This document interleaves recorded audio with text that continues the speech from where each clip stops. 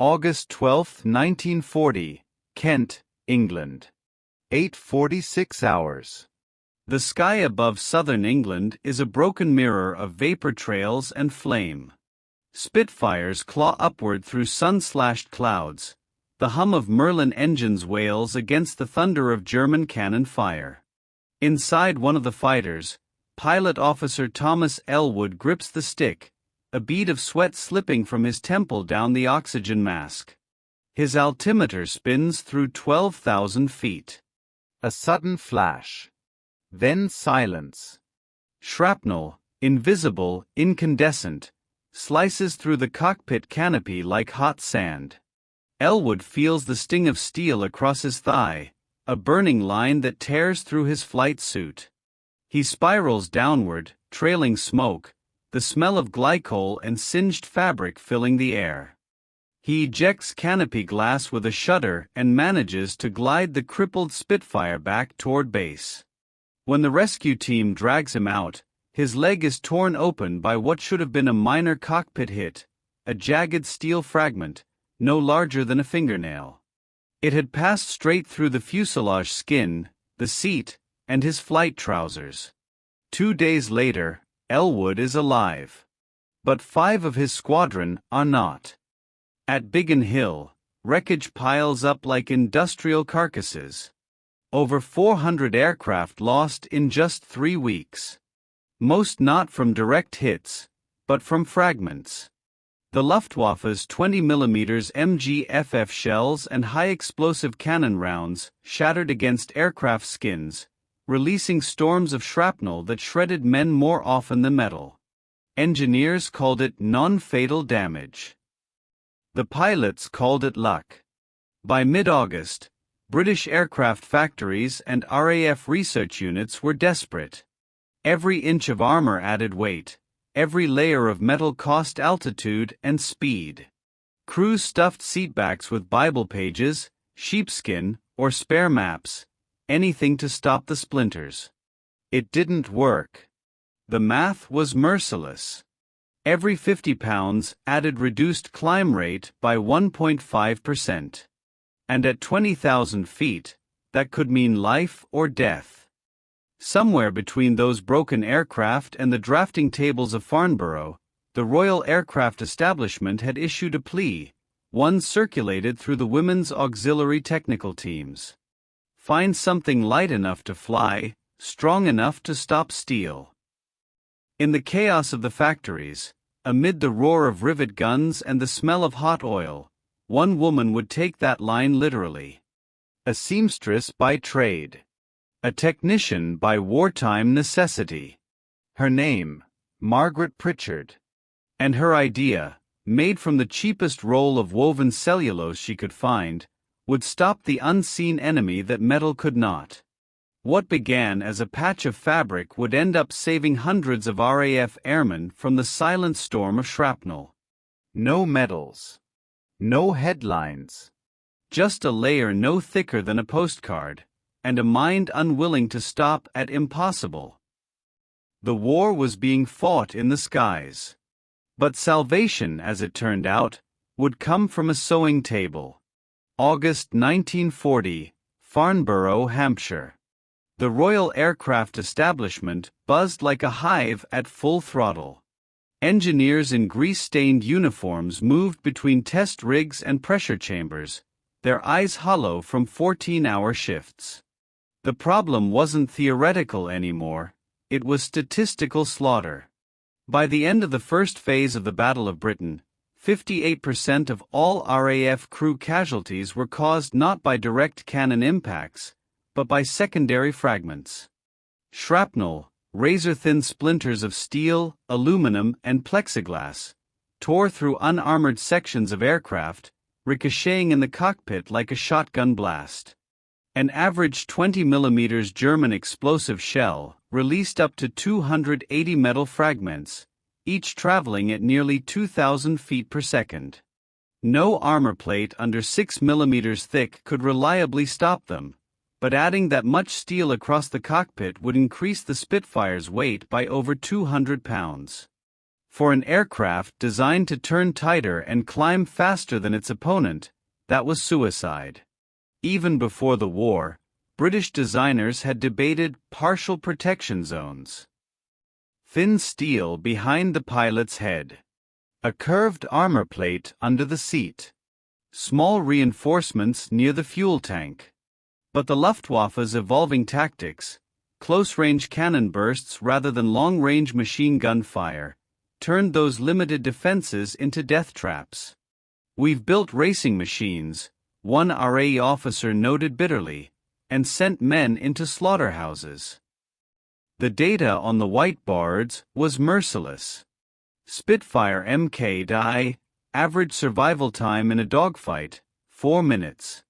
Average fatal injury area, lower abdomen and thighs. Why? Because that's where the shrapnel hit when rounds exploded near the engine block or radiator. Armor engineers proposed manganese steel composites, layered aluminum panels, even sandwich materials using glass fiber, all rejected. Too heavy. Too costly. Too late to produce at scale. By August 1940, Britain was losing aircraft faster than it could replace them. The Ministry of Aircraft Production circulated a classified memo. Urgent requirement. Non-metallic, lightweight defense against fragmentary ordnance. Must not exceed 1 pound per square foot. That memo made its way to a modest industrial lab at Cowley, Oxfordshire, the textile testing division subcontracted to the RAF. It was filled mostly with women, many former dressmakers or pattern cutters, working in borrowed spaces between aircraft parts and looms. They were not engineers. But they were problem solvers. Among them was Margaret Pritchard, 31 years old, widowed by Dunkirk, employed as a civilian materials technician. Her world had always been fabric, tensile strength weave patterns, the way light passed through linen versus rayon. To her, every material had a personality. What the RAF saw as lightweight, she saw as pliable armor. Every day, Margaret watched the test films, slow-motion footage of shrapnel rounds hitting aircraft panels. Metal buckled. Rivets snapped. But what caught her eye wasn't the failure of steel, it was the behavior of fragments themselves. They lost energy fast when slowed, twisted, or deflected. Not absorbed, redirected. That thought stayed with her as she handled rolls of experimental cellulose acetate fabric, a cheap synthetic used for parachute linings and early rainproof jackets. It wasn't strong enough to stop a bullet. But what if, just what if, it could slow shrapnel long enough for it to lose its killing power? She wrote one line in her notebook that night. "If we can't stop the metal, we can make it forget what direction it's going." The impossible problem, the one even the metallurgists couldn't solve, had just crossed paths with a seamstress who understood the physics of thread. August 17, 1940, Cowley Textile Laboratory, Oxfordshire. The laboratory smelled of machine oil and starch. Rows of fabric bolts lined the benches like sentinels. Canvas, linen, rayon, jute. A radio in the corner crackled with reports from Dover. The Luftwaffe had struck again. Margaret Pritchard worked in silence. Her hands, roughened by years of cutting and stitching, moved automatically over the cloth. She wasn't a scientist, but she had spent her life learning how things behaved under tension. The way a seam could stretch, snap, or hold, all determined by unseen geometry. On her table lay a torn piece of Spitfire fuselage, still bearing scorch marks. The metal was punctured with holes the size of coins. Embedded in one, half melted, was a tiny triangle of plexiglass, a fragment from the shattered canopy. It wasn't the shell that had killed the pilot. It was this. She stared at it for a long time. "Not through the metal," she whispered. "Through the gaps."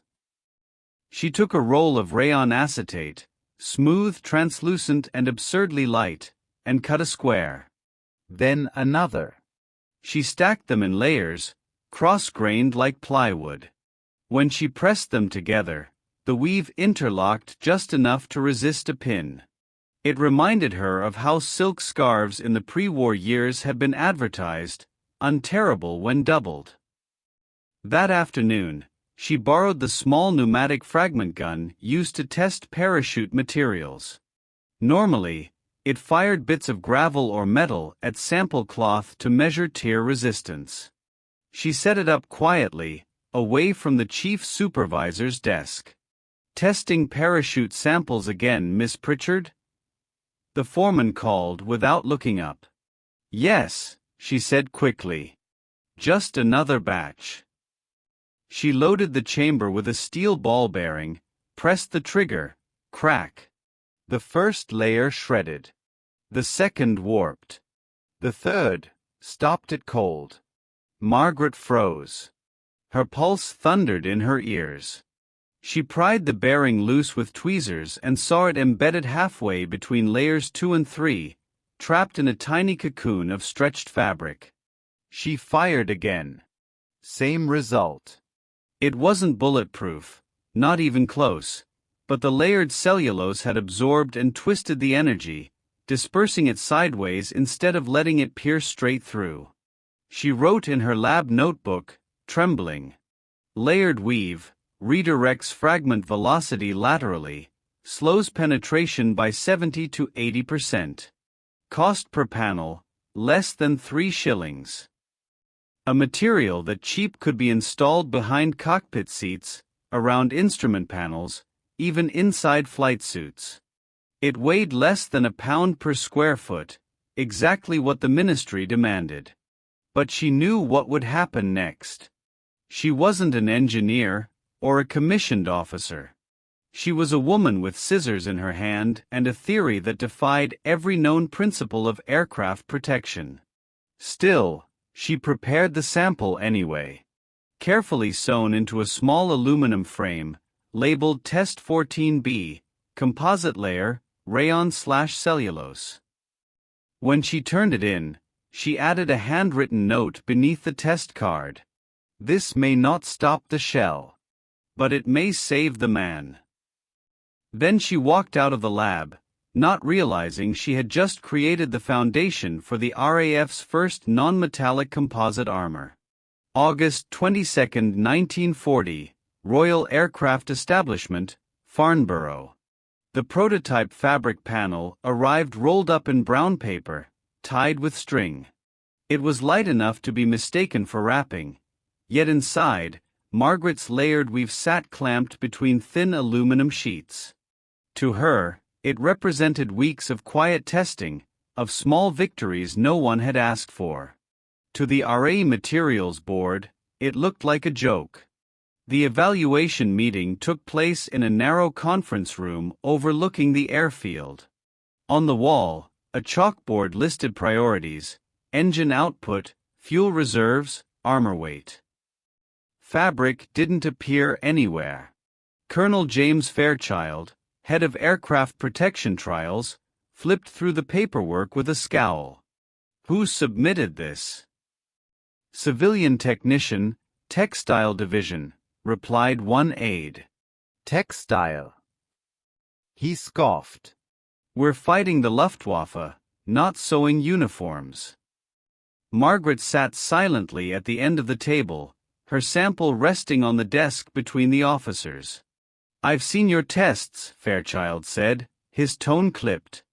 "You're claiming layered fabric can stop shrapnel?" "It can slow it, sir," she corrected softly.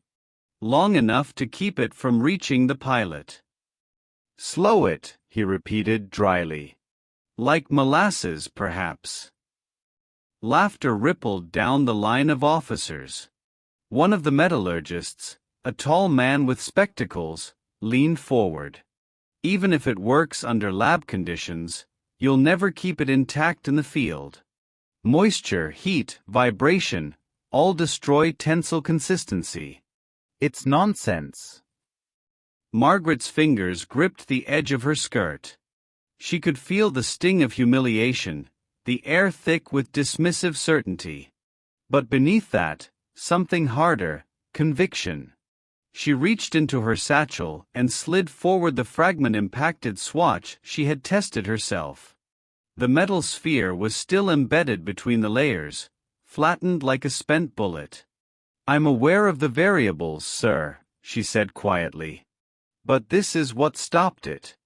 I fired 3 rounds from the standard pneumatic test gun at 1,800 feet per second."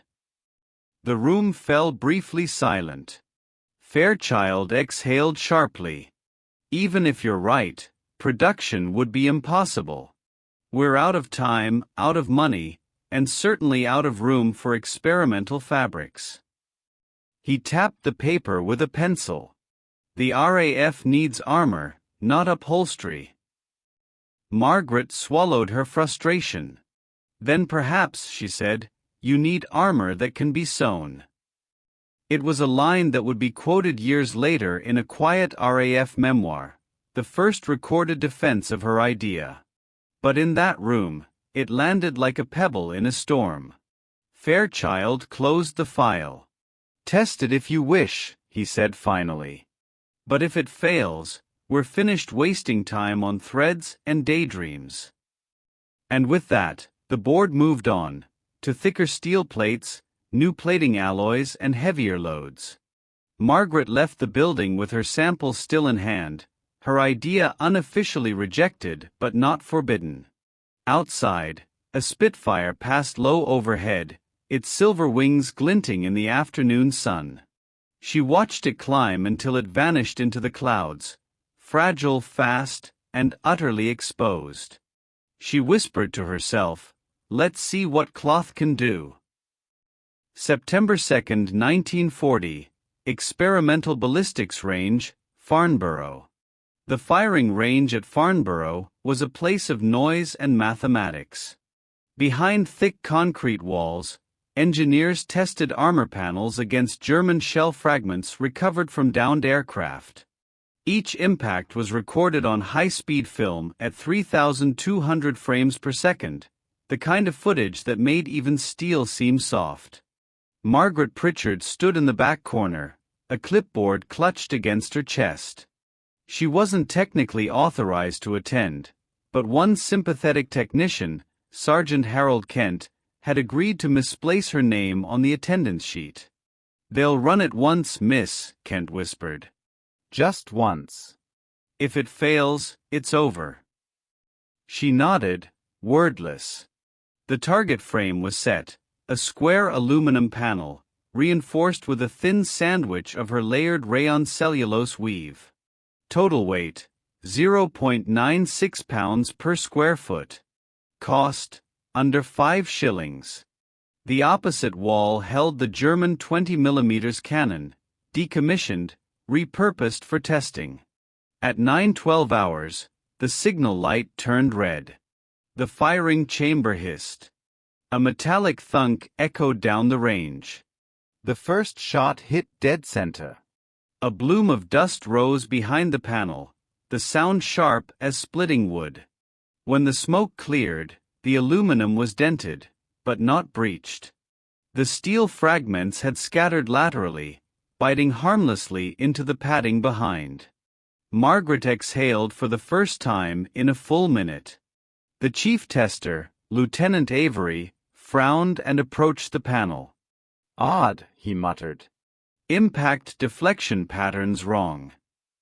He peeled away the aluminum skin, and stopped. Beneath, the inner fabric layers were twisted and singed, but intact. Embedded among them were dozens of tiny fragments, caught mid-fiber like insects in amber. Avery looked up at Kent. "Run it again."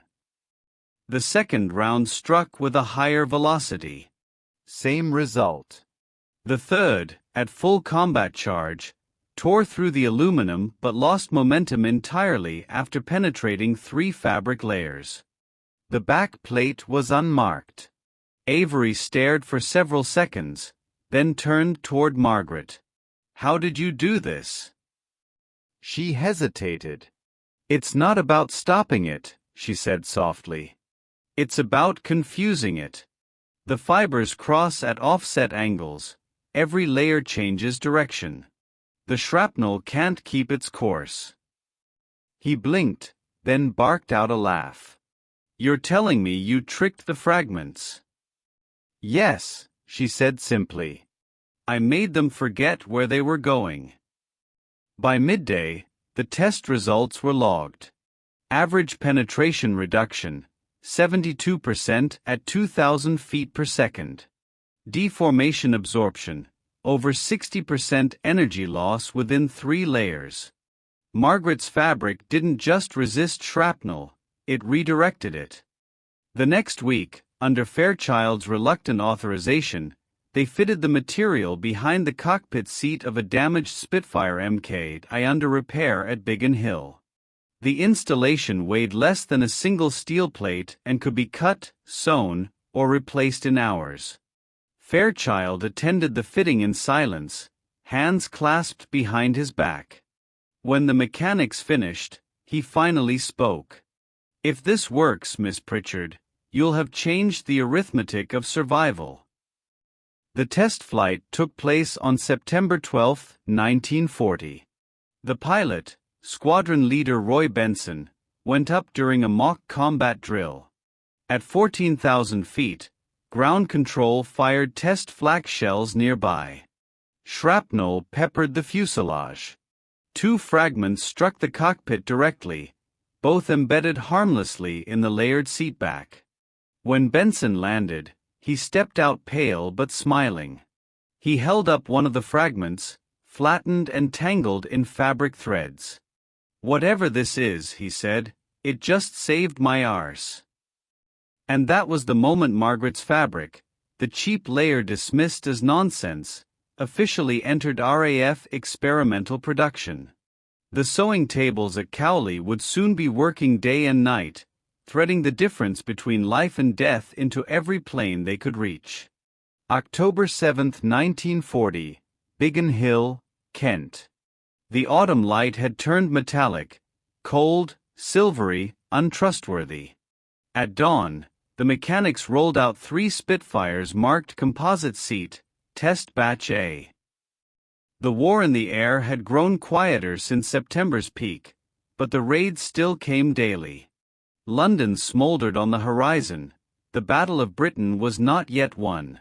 Squadron Leader Roy Benson led the first sortie. His aircraft, Spitfire P-9378, carried 38 square feet of Margaret's layered fabric lining the cockpit rear and lower sides, barely 35 pounds added to total weight. The other 2 planes, flown by flight officers McEwen and Lister, carried standard steel reinforcement. At 10:21 hours, radar at Ventnor Station reported inbound formations.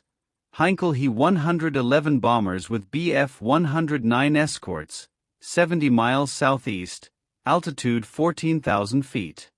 Biggin Hill scrambled its readiness group. The roar of 12 Merlins thundered down the runway. Benson's voice crackled through radio static. "Control, this is Lead 1. Angels 14, intercepting.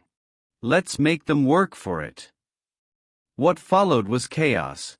Cloud breaks, turning dives, cannon flashes. The Luftwaffe pilots had learned to aim not for the engines, but for the cockpit and wing roots. Shrapnel was their invisible ally. At 10:39, Benson's section attacked a Heinkel formation over Maidstone. The bombers opened fire with MG-15s. Fragments sliced across his fuselage, sparks flashing inside the cockpit. A round detonated just off his starboard wing. He felt a hammer blow against his seatback, then nothing. His instruments flickered. For a heartbeat, he thought he was dead. But the controls held. The plane responded. He pulled into a roll and dove after a bomber streaming smoke. Down below, McEwen's Spitfire took a similar hit, but his aircraft's steel seat cracked under the impact. A fragment entered his side, He bled out before reaching the ground. Benson landed at 11:12 hours, engine coughing, paint blistered, canopy glass spidered. The ground crew cut open the seatback, pulling out a fragment of steel no larger than a coin, wrapped in burnt fabric threads. "Caught it," one mechanic whispered. "Bloody thing caught it." Over the next month, the data accumulated like quiet testimony. Across 43 aircraft fitted with Pritchard's layered seat lining, pilot fatality rates from shrapnel dropped by over 60%. Field crews reported the same pattern again and again: fragments embedded, tangled, slowed. From the German side, confusion spread.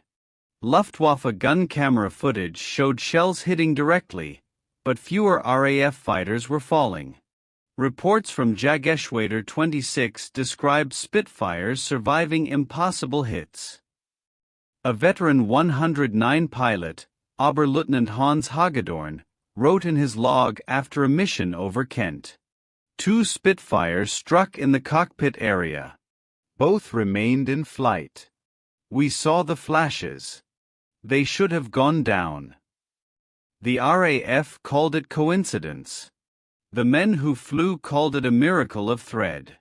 By December 1940, the ministry quietly approved fabric-reinforced protection panels, type RP3, for limited installation in Spitfires, Hurricanes and Blenheims. Margaret's design, slightly refined for waterproofing, went into production at 2 textile mills under coded contract names. She never attended the field tests, but she read the reports like scripture. Each name listed under survived impact due to material obstruction was a heartbeat spared. A line of small miracles measured in grams and inches. One report, from January 1941, stopped her cold. Aircraft, Spitfire Mk.IA, pilot, T. Elwood. Hit by 20 mm shell, 14,500 feet fragment impact absorbed by rear panel. Pilot uninjured.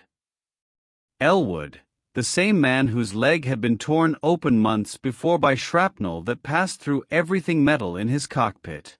She read the line twice, then closed the file and pressed it to her chest.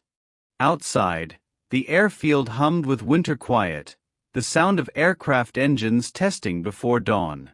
The war was still raging, the bombs still falling, but in that moment, she allowed herself a rare truth, that sometimes survival was sewn together not by armor, but by imagination. And from that day forward, the men who flew with those panels carried a superstition. They would tap the back of their seats before takeoff, murmuring, "For the lady who stitched the sky shut." May 8, 1945, London. Victory Day. Bells ring from Westminster to Liverpool. The skies that once burned with tracer fire now shimmer with sunlight and confetti. On the tarmac at Biggin Hill, a line of Spitfires sits quiet, their wings folded, their engines cooling from the last ceremonial flypast. Among the crowd of ground crew and officers stands Margaret Pritchard, her gray uniform smudged with oil, her hair pinned back in the same tight bun she wore 5 years earlier. No medals hang from her chest. Her work, classified and anonymous, is buried in files labeled Material Study RP3, Composite Fiber Shielding, Restricted.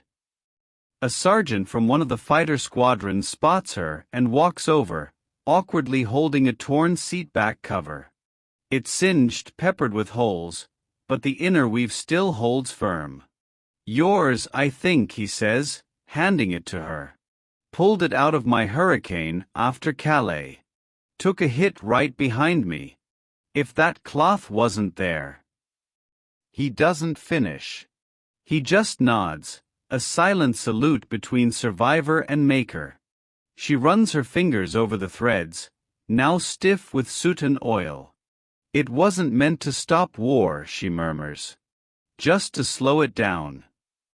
In the years after the war, Margaret's layered fabric became the quiet ancestor of an entire generation of composite armors: Kevlar, aramid, fiber weave plating.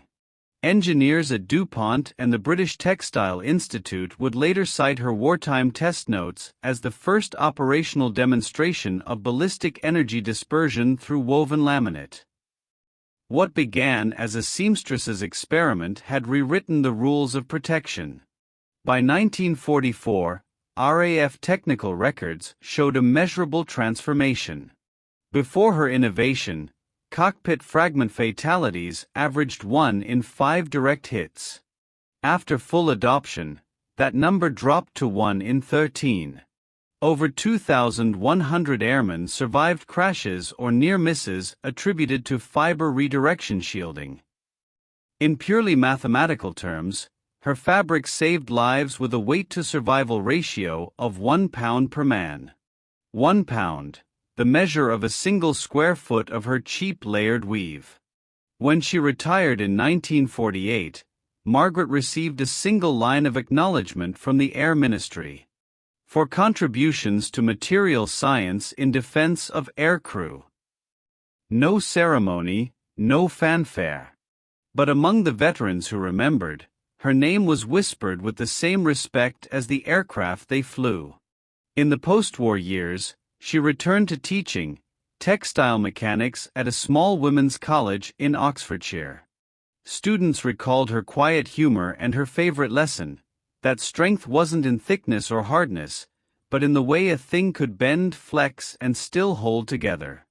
She died in 1971, never knowing that her wartime notebook would later be displayed at the Imperial War Museum, next to a fragment of Spitfire P-9378 seat panel, the very one that saved Roy Benson's life. Today, the fabric is brittle with age, its threads faded to brown.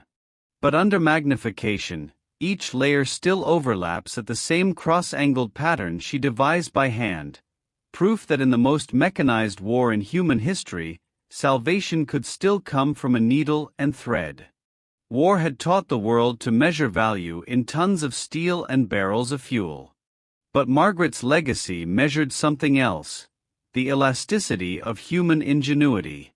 For in every conflict, amid the ruin of certainty, someone finds a new way to hold the world together, even if it's only by a single stubborn thread.